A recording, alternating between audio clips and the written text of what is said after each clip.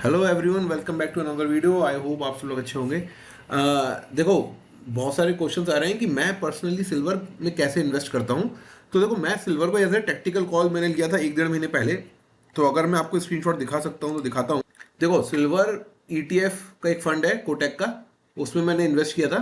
तो आज के टाइम में ऑलमोस्ट मेरा जो गेन है वो 20 लाख के आसपास है। ठीक है, ये कल की एनएवी है विच इज 22 सितंबर। तो ये कल तक की एनएवी है।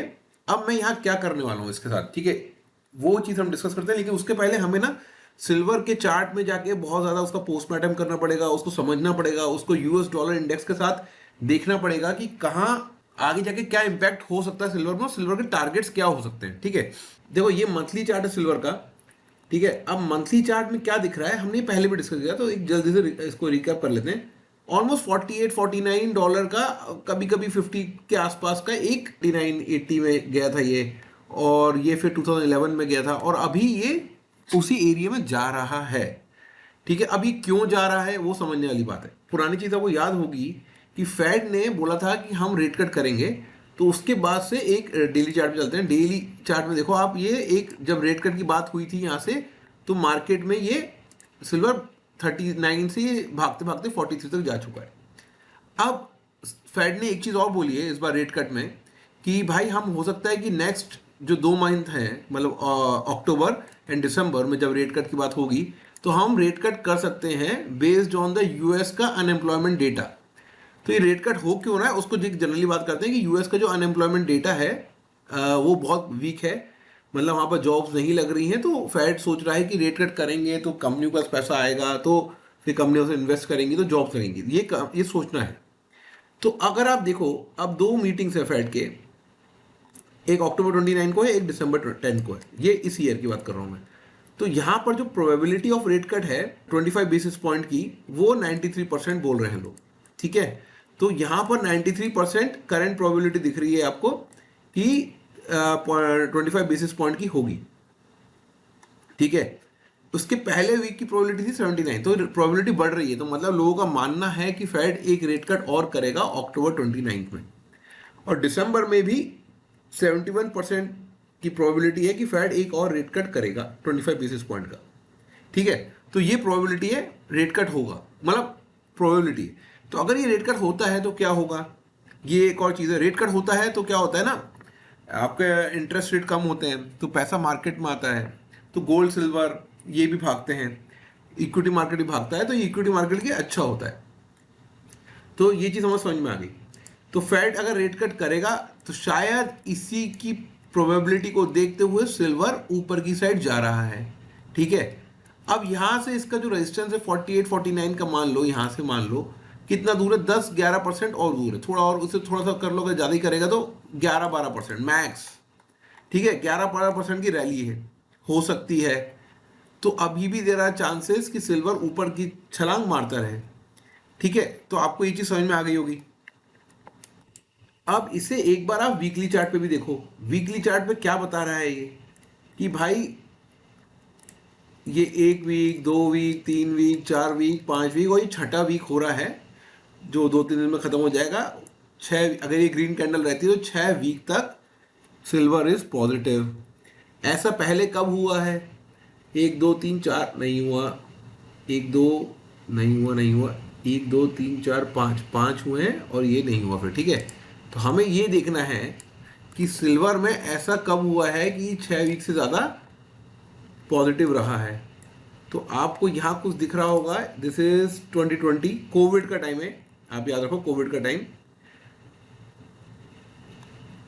यहाँ पर 1, 2, 3, 4, 5, 6, 7, 8, 9, तो मैक्सिमम 9 वीक तक सिल्वर पॉजिटिव रहता है कोविड के टाइम पे। लेकिन कोविड जैसा कुछ हो रहा है, आई डाउट कोविड जैसा कुछ हो रहा है।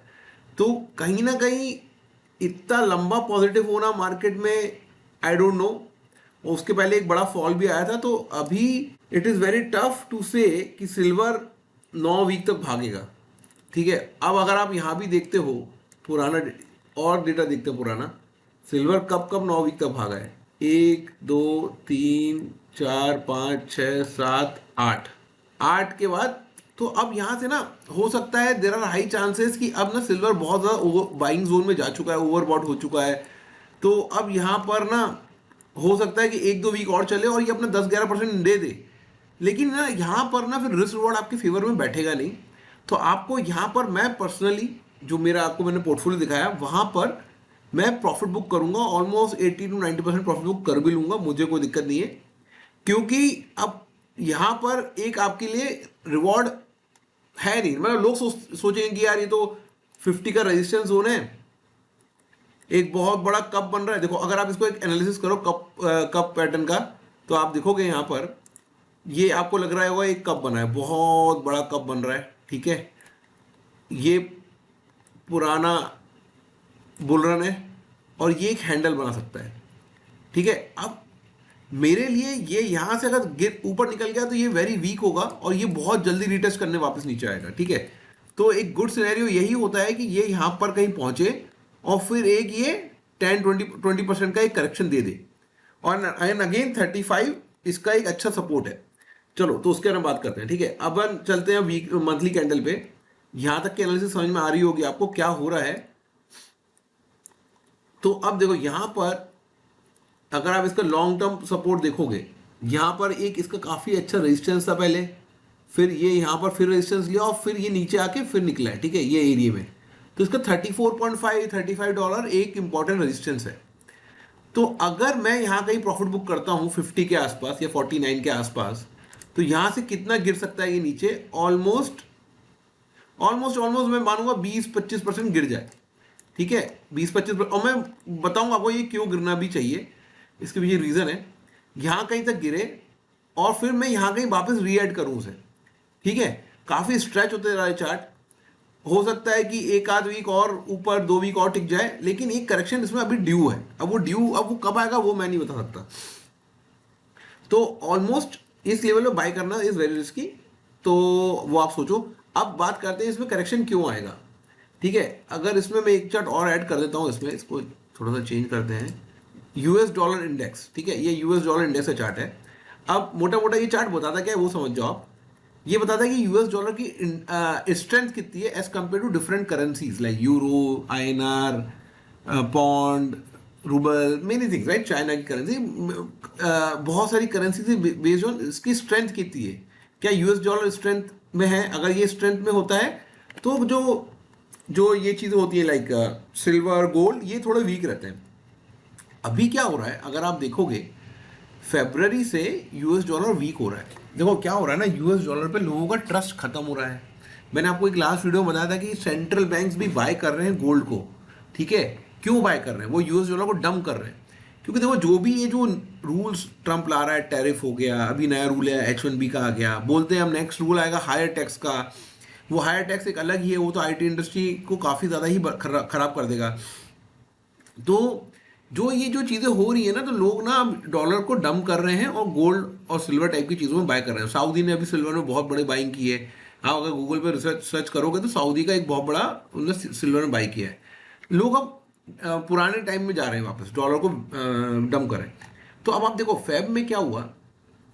फेब में 2025 में ये जब रूल्स आने चालू हुए ना टैरिफ वैरिफ के, तो ये डॉलर वीक हो रहा है और डॉलर इंडेक्स टूटा कितना, 11-12%। ये दिख रहा होगा, 12% टूटा अपने टॉप से।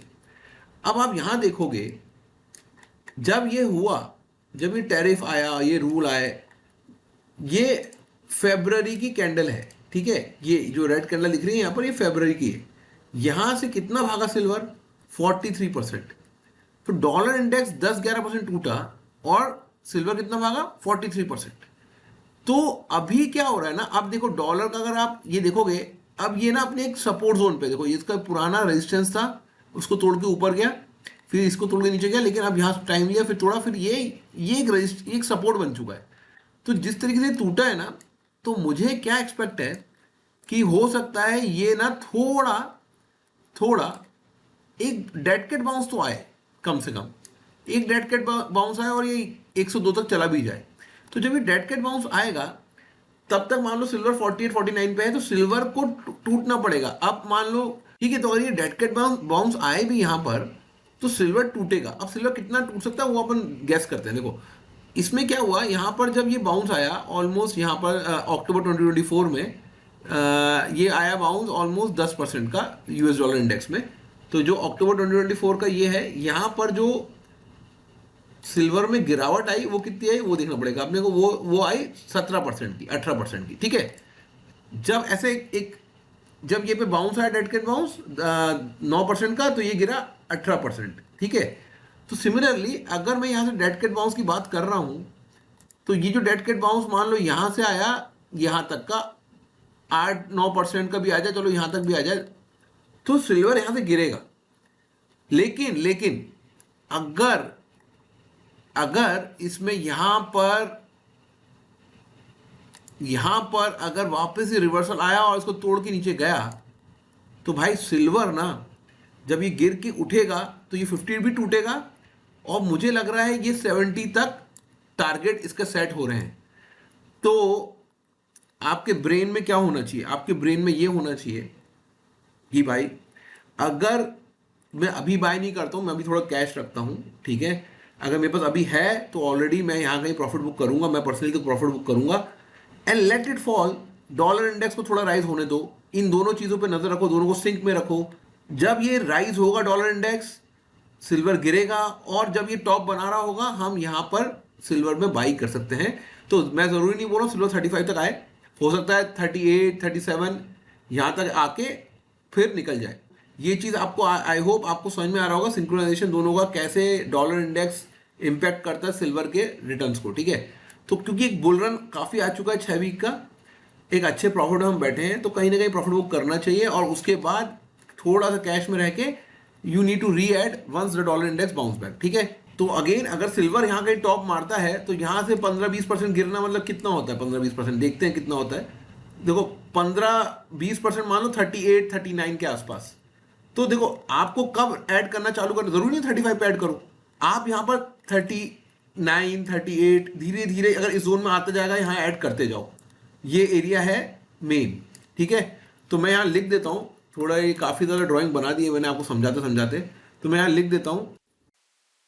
तो यहाँ पर आपको समझ में आ गया कि मैंने ये लिख दिया है कि if dollar index give dead cat bounce then silver read area $38 $34-35 is a very very important support. हमें नजर रखनी होगी कि यहाँ पर टॉप बने डॉलर इंडेक्स में और सिल्वर में बॉटम बनेगा। लेकिन सिल्वर में हमेशा ये याद रखो जो फॉल आते हैं वो बहुत बड़े आते हैं, 15-20%, इसके लिए कोई बहुत बड़ी चीज नहीं गिरने की। देखो ये 2-3 वीक भागता है और फिर देखो कितना गिरा, ये 17-18% एक वीक में गिर जाता है। तो हमेशा इसमें प्रॉफिट को आपको बुक करना भी बहुत इंपॉर्टेंट है, अगर आप मेरे जैसे टैक्टिकल कॉल ले रहे हो, लमसम कर रहे हो, एसआईपी नहीं कर रहे हो, ठीक है। तो आई होप आपको ये वीडियो पसंद आया होगा, और नेक्स्ट जब रैली आएगी तो ये $70 तक भी जाने के चांसेस रखता है। तो ऑलमोस्ट यहाँ से डबल हो जाएगा अगर ये रैली आई। So thank you very much and see you in the next video.